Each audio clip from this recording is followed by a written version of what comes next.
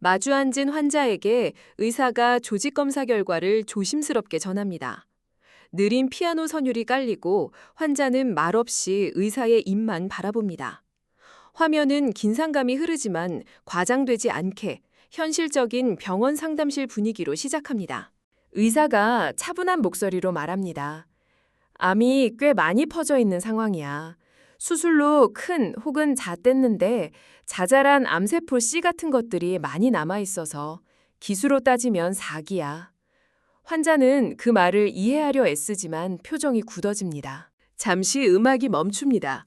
환자가 떨리는 목소리로 묻습니다. 4기도 완치 사례가 있는 거잖아요. 의사는 잠시 침묵한 뒤 희망을 완전히 꺾지 않는 방식으로 답하려 합니다.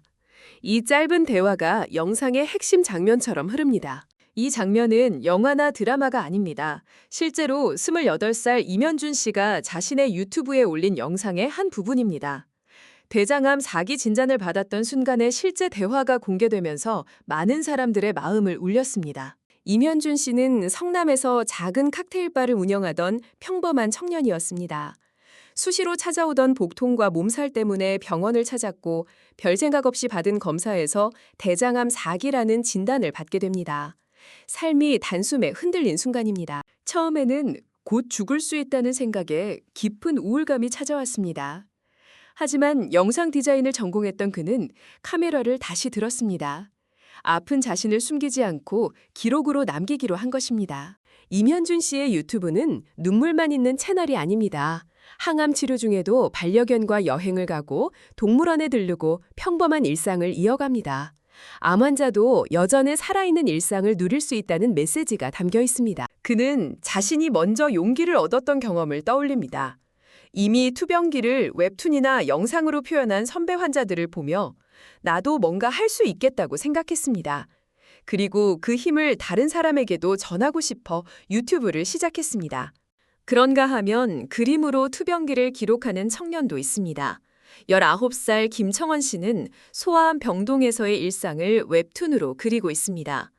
항암 치료 중 느꼈던 감정과 병원에서의 하루하루를 그림으로 남기며 자신을 표현합니다. 김청원 씨는 예술고등학교 입시를 준비하던 학생이었습니다. 그러나 항암 치료를 겪으며 삶의 방향이 달라졌고 이제는 만화로 자신의 시간과 감정을 기록합니다. 아픈 시간조차도 의미 있게 남기려는 노력입니다. 젊은 암 환자들이 투병기를 공개하는 데에는 또 다른 이유가 있습니다. 바로 편견입니다. 사람들은 때때로 젊은 나이에 암에 걸린 이들을 불쌍하게 보거나 이유를 따지며 무례한 시선을 보냅니다. 그 시선이 환자에게 큰 상처가 됩니다. 블로그를 운영하는 이정은 씨는 항암 후 머리가 빠지기 시작했을 때 화장실에서조차 시선을 견뎌야 했던 경험을 털어놓습니다. 누구나 아플 수 있다는 사실을 잊지 말아달라는 조용하지만 단단한 호소입니다. 처음엔 흉선암 정보를 공유하려고 시작한 블로그였지만 글은 어느새 투병 에세이가 되었습니다. 이정은 씨는 나중에 세상을 떠나든 살아남든 기록을 남기고 싶었다고 말합니다. 기록은 두려움 속에서도 자신을 지키는 방법이 됩니다. 한편 암을 이겨낸 뒤에도 사회의 시선은 남아 있습니다. 혈액암을 극복한 정승훈 씨는 완치 후에도 환자니까 힘든 일은 하면 안 된다는 말을 들었다고 합니다.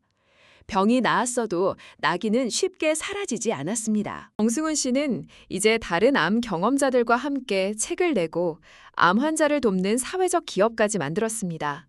그는 말합니다. 암에 걸린 것이 잘못이 아니며 마음의 준비가 됐을 때 편하게 이야기해도 된다고. 다음 장면에서는 젊은 암 환자들의 목소리가 왜 더 필요한지 이어집니다. 젊은 환자는 진단 이후에도 삶이 완전히 멈추지 않았습니다. 병원과 집, 치료와 일상이 겹쳐진 채 그는 오늘도 카메라를 켭니다. 아픈 몸을 끌고 기록을 남기는 이유는 단 하나, 자신과 같은 사람들에게 혼자가 아니라는 메시지를 전하기 위해서입니다. 그의 영상은 눈물만 담고 있지 않습니다. 반려견과 산책하는 순간, 작은 여행, 동물원에서 웃는 장면들이 이어집니다. 암 환자라고 해서 삶의 색이 모두 사라지는 것은 아니라는 사실을 그는 아주 조용하지만 분명하게 보여줍니다. 또 다른 청년은 그림으로 자신의 시간을 남깁니다. 병동의 풍경, 주사 맞는 손, 지친 표정과 작은 웃음까지. 웹툰 한 컷 한 컷에는 말로 다 못한 감정이 담겨 있고 그 기록은 같은 처지의 사람들에게 조용한 위로가 됩니다. 하지만 투병기를 공개하는 일이 언제나 따뜻하기만 한 것은 아닙니다. 젊다는 이유로, 겉으로 멀쩡해 보인다는 이유로 사람들은 쉽게 판단합니다. 암은 누구에게나 찾아올 수 있는데도 환자는 종종 이상한 시선을 견뎌야 합니다. 화장실 문 앞에서의 순간, 병원 대기실에서 들리는 수군거림, 머리카락이 빠지는 모습을 바라보는 거울 속 자신, 이런 장면들은 몸의 아픔보다 마음의 상처를 더 깊게 남깁니다.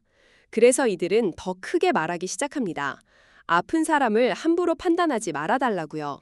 누군가는 기록을 남기기 위해 블로그를 열고 누군가는 인스타그램에 그림을 올립니다. 누군가는 유튜브를 통해 항암 치료의 하루를 보여줍니다. 방식은 달라도 마음은 같습니다. 내 이야기가 누군가에게는 생존의 힌트가 되길 바라는 마음입니다. 그렇다면 왜 이렇게까지 자신의 병을 드러내는 걸까요? 이유는 의외로 단순합니다. 살기 위해서입니다. 그리고 살아남은 뒤에도 자신이 겪은 시간을 헛되이 흘려보내고 싶지 않기 때문입니다. 젊은 암 환자들의 목소리가 늘어난 배경에는 실제로 환자 수가 증가한 현실도 있습니다. 예전에는 드물게 느껴졌던 20대, 30대 암 진단이 이제는 더 이상 남의 이야기가 아닙니다. 그래서 이들의 경험은 개인의 고백을 넘어 사회의 과제가 되었습니다. 치료가 끝나도 삶은 바로 예전으로 돌아오지 않습니다. 체력도, 마음도, 일자리도 다시 맞춰야 합니다. 암 생존자에게 필요한 것은 단순한 완치 판정이 아니라 다시 일상으로 걸어갈 수 있는 달입니다. 전문가들은 말합니다. 20대와 30대는 치료 후에도 아주 긴 시간을 암 생존자로 살아가야 한다고요. 그러니 치료만큼 중요한 것은 이후의 삶을 준비하는 일입니다.